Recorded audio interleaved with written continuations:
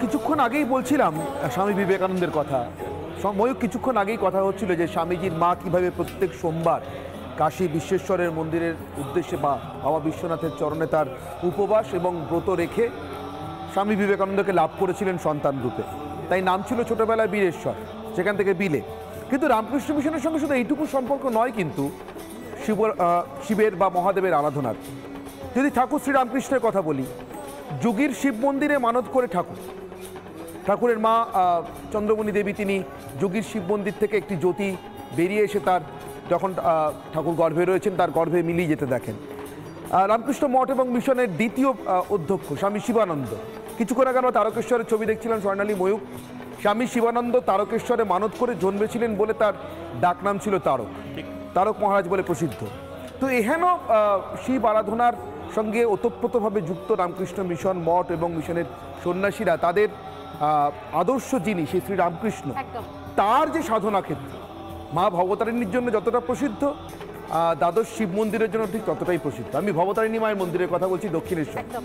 সেখানকার live coverage আমরা দেখবো, তবে তার আগে আরো একবার বলি ওম নমঃ শিবায়। এই মহাশিবরাত্রি মহাপুজো আরও একবার আপনাদের এই স্পেশাল সেগমেন্টে আপনাদের স্বাগত।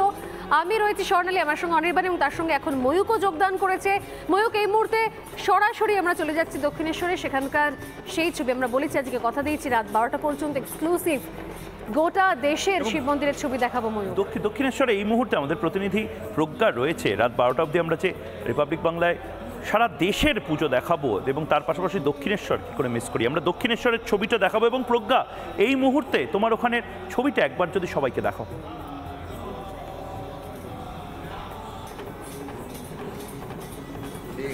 একদমই, আমি প্রথমে আমার ক্যামেরা পার্সন অমিতকে বলবো আগে মন্দিরের ছবিটা দেখাতে, যে এখানে যেমনি পুরোহিতরা রয়েছেন এবং এখানে একদম নিয়ম মেপে যে ধর্মানুচার আছে সেই অনুষ্ঠান মেপে কিন্তু পুজো হচ্ছে।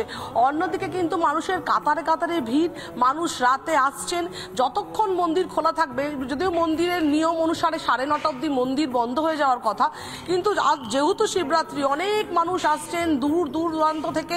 ঠিক এইখানে দাঁড়িয়ে এই যে 12খানা শিবলিঙ্গ রয়েছে তাদের মাথায় জল দিয়ে তাদের নিজেদের যে উপবাসের ব্রত তা পালন করতে এখানে আসছেন এবং সেইখান থেকে দাঁড়িয়ে আজকে মন্দির কিন্তু একটু বেশিক্ষণ হয়তো খোলা রাখা হচ্ছে, যেহেতু ভক্তরা আসছেন এবং সেই আজকে যেহেতু দক্ষিণেশ্বরের এই 12খানা শিবলিঙ্গ যথেষ্ট গুরুত্বপূর্ণ এবং মানুষের অনেক বেশি আশা বিশ্বাস এই মন্দিরের সঙ্গে জড়িয়ে রয়েছে, অনেক আস্থা রয়েছে, তাই মানুষ কিন্তু ছুটে আসছেন। এবং আমি সেই ছবিটাই তোমাদের এখন দেখাচ্ছি, যেখানে এখানে ব্রাহ্মণ পণ্ডিতরা রয়েছেন এবং তারা যেই নিয়ম অনুসারে পুজো, সেই পুজো কিন্তু এই মন্দিরে হচ্ছে। দক্ষিণেশ্বরে 12খানা যে মন্দির আছে তার মধ্যে প্রথম যে শিব মন্দির, যে প্রথম ঘরটি রয়েছে শিবের, সেইখানে কিন্তু এই পুজোটি হচ্ছে। সেখানে কিন্তু একদম নিয়ম মেপে পুজো চলছে। অনির্বাণ সবাই রয়েছে এখানে এবং এবং এটা আমারও দেখে কি ভালো এটা লাগছে যে সোনালী এখানে বাড়িতে বসে আমরা কিন্তু সবাই, আমার বাড়িতেও বহু মানুষ মেসেজ করছেন যে আমরা বাড়িতে বসে পশুপতিনাথ মন্দিরের ছবি, নেপালের যেরকম আমরা পিসিআরকে বলবো, তার পাশাপাশি দক্ষিণেশ্বর মন্দিরের ছবি, মানে এইটা রিপাবলিক বাংলা একেবারে নির্দিষ্টভাবে করেছে। অনির্বাণ, আমি মানসদাও রয়েছেন এখানে, মানস ভট্টাচার্য পুরাণ বিশেষজ্ঞ। মানুষটা এত মানুষ দুর্গাপুজোর মতন না হলেও অনেক মানুষ বিভিন্ন জেলায় জেলায় ব্লকে ব্লকে আমরা দেখতে পাচ্ছি এই রাত্রির বেলা। এগুলোও তো বাংলা টেলিভিশনে ফুটিয়ে তোলাটা প্রয়োজন। মানসদা, যেটা শুরু করলে ময়ূক, আমি সেখান থেকে শুরু করি। পশুপতিনাথ, এই পশুপতিনাথ নিয়ে ভারতীয় শাস্ত্রের মানে শিব কেন পশুপতি, একটা বড় গল্প আছে আর কি, মানে আজকের দিনের জন্য। সেটা হচ্ছে শিবরাত্রি অনেকগুলো অ্যাঙ্গেল থেকে পালন করা হয়। এক, পুরাণ অনুসারে শিব পার্বতী বিয়ে হয়েছিল এবং এই দিনে শিবের জ্যোতির প্রকাশ হয়েছিল, যেগুলোকে আমরা জ্যোতির্লিঙ্গ বলে জানি, সেই একই প্রকাশ ঘটছে। পশুপতিনাথের যে পুরাণের যে বর্ণনা, বিশেষত স্কন্দ পুরাণের যে বর্ণনা, কিছুটা বিষ্ণু পুরাণেও আছে, শিব পুরাণে কিছুটা পাওয়া যায়, সেটা হচ্ছে শিবের বিয়েতে যারা বরযাত্রী আসছে সেখানের যদি নামগুলো দেখো, সমস্ত কীট পতঙ্গ, মানে যত রকমের পশু পাখি কীট পতঙ্গ, তারা হচ্ছে শিবের সঙ্গী, আর সেই কারণে তিনি পশুপতি। এটা হচ্ছে পৌরাণিক দিক। আধ্যাত্মিক দিক এবং তার বৈজ্ঞানিক ভিত্তি সেটা হচ্ছে যে এই যে কাল, মানে আমাদের যে কনসেপ্ট সেটা হচ্ছে সৃষ্টি, স্থিতি এবং বিনাশ, এবং শিব হচ্ছে বিনাশের প্রতীক। কারণ যিনি সৃষ্টি করছেন, ক্রিয়েশন, তারপরে যিনি মেনটেনেন্স করছে, তারা কখনো ধ্বংস করতে পারবেন না। তার মানে সময়ের সঙ্গে সঙ্গে সব কিছু ধ্বংস হবে। সেই সময়ের প্রতীক হচ্ছেন মহাকাল, অর্থাৎ সেই কালের নিয়মে ধ্বংস হবে আর কি। আজকের দিনের মহত্বটা হচ্ছে এটাই যে এই সময় এত বেশি বলবান, এবং সেই সময়টাকে আমরা যদি প্রকৃতি দিয়ে ধরতে পারি, কারণ সময়ের কোনো নির্দিষ্ট রূপ নেই। আমরা যেটাকে কল্পনা করি শিবের যে রূপ, সেখান থেকে আমরা কি ধরতে পারি? প্রথম কথা হচ্ছে তার যে মূর্তি কল্পনা Adiyogi. So you have to be stable. তার মানে তোমাকে বড় কোনো কাজ করতে গেলে ভীষণভাবে যোগী স্বরূপ হতে হবে, যোগে থাকতে হবে, কিন্তু আগে স্থিতু হতে হবে, স্থির হতে হবে।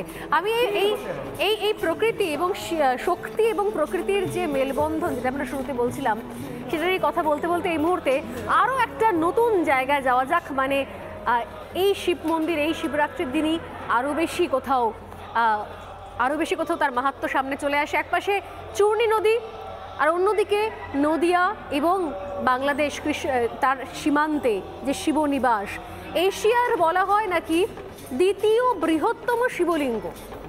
কথিত আছে নাকি একসময় রাজা কৃষ্ণচন্দ্র, তিনি নাকি স্বপ্নে পেয়েছিলেন যে শিব মন্দির তৈরি করতে হবে। তারপর তিনি শিব মন্দির করেছিলেন, কিন্তু একটা দুটো নয়, 108খানা শিব মন্দির। আর সেই শিবনিবাস, সেই মুহূর্তে আমরা সরাসরি চলে যাই। আমাদের প্রতিনিধি পলাশ রয়েছেন সেখানে, যাকে বলা হয় বাংলার কাশী, চূর্ণী নদীর ধারে সেই শিবনিবাস, সেই শিবের আরাধনার ক্ষেত্র থেকে এই মুহূর্তে একদম লাইভ কি ছবি পলাশ এই মুহূর্তের?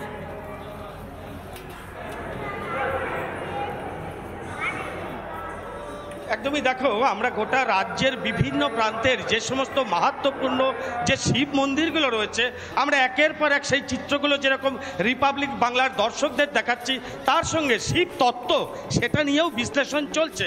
আমি এখন দাঁড়িয়ে আছি নদিয়ার ভারত বাংলাদেশের একদম সীমান্তবর্তী গ্রাম কৃষ্ণগঞ্জ থানা এলাকার শিবনিবাস, অর্থাৎ এখানেই শিবের বাসস্থান ছিল। আর যেটা তুমি বললে যে এশিয়া মহাদেশের মধ্যে দ্বিতীয় বৃহত্তম শিবলিঙ্গ, এখানে রাত যত বাড়ছে উন্মাদনা বাড়ছে। আমি মেলার ভেতরে প্রবেশ করতেই পারছি না, কারণ এখানে দেখাই যাচ্ছে প্রচুর একটা বড় ধরনের মেলা বসেছে। ভিডিও জার্নালিস্ট বিশালকে বলবো, এখানে নাগরদোলা থেকে শুরু করে বাচ্চাদের আমোদন বিনোদনের জন্য সব রকম ব্যবস্থা করা হচ্ছে, এবং এখানে এ রাজ্যের বিভিন্ন প্রান্ত থেকে লাখো লাখো পুণ্যার্থী আজকের দিনে আসে তারা শিবের মাথায় জল ঢালতে। এখানে দেখতে পাচ্ছ, আমার ভিডিও জার্নালিস্ট দেখাচ্ছে প্রচুর এখানে দর্শক এবং প্রচুর পুণ্যার্থী। এর কিছুটা দূরেই যে শিব মন্দির, সেই শিব মন্দিরে দীর্ঘ লাইন। তার কারণ এবারকার যে মাহাত্ম্যটা সেটা একটু অন্যবারের থেকে আলাদা, কারণ আজকে বিকেলবেলা থেকে এই শিবের যে লগ্ন সেটা শুরু হয়েছে এবং চলবে আগামীকাল বিকেল 5টা পর্যন্ত। অর্থাৎ শিবরাত্রির যে মূল গল্পটা সেটা কিন্তু এই শিবনিবাসের যে বিভিন্ন এলাকার বা এবং নদিয়া জেলার বিভিন্ন প্রান্ত থেকে রাজা কৃষ্ণচন্দ্রের হাত ধরে 1800 সালে এই মন্দিরটা তৈরি হয়েছিল। তারপরের থেকে কিন্তু আজও নিত্য পূজিত হয় এখানে বাবা ভোলেনাথ। এবং তার পাশাপাশি আমি একটুখানি যাবার চেষ্টা করব, আপনারা আজকের দিনটা কিভাবে কাটাচ্ছেন? ভালো মতো কাটাচ্ছে যেরকম জানাচ্ছে। আমি আরেকটু জানবার চেষ্টা করবো আজকের দিনটা কিভাবে কাটাচ্ছেন। খুব ভালো। না,